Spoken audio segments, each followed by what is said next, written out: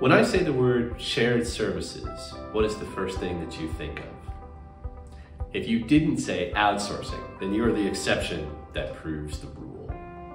In my 20 years of experience helping clients build shared services centers in both offshore and onshore locations, while the basics haven't really changed, the business model has evolved significantly to the extent that we can no longer really even call it business process outsourcing. Next generation shared services centers have three defining characteristics. First, a seamless multi-location process integrated through automation. Today, shared services centers are no longer divided into discrete tasks in potentially discrete locations.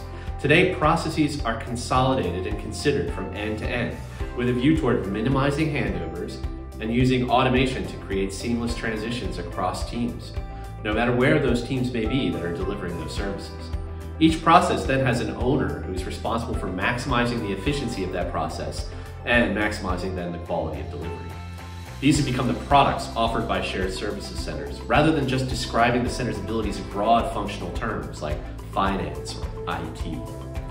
For instance, many organizations leverage this model to better do customer onboarding, with front-end customer services in local languages provided from one location and back-end compliance processes provided in a separate location. Front-end services centers are optimized for providing as wide a spectrum of customer-facing capabilities as possible, while back-end processing centers focus on different skill sets, all underpinned by common CRM platforms. Second, capability arbitrage is more important than labor arbitrage. And what I mean by that is that shared services centers today are no longer just based on labor arbitrage. While this is important, cost is always important, capability arbitrage is even more important. This means that skills customers in some of the traditional and non-traditional offshore locations, they drive the configuration of the shared services center.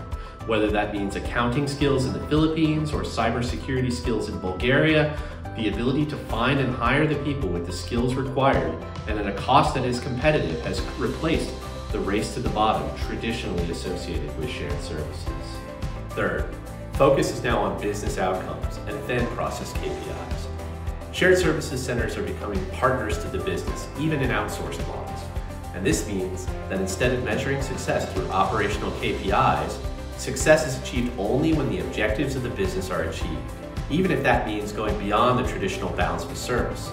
Measures such as an increase in productivity per employee across the company and greater revenue generation per employee, these are the kinds of key results that are now becoming more common.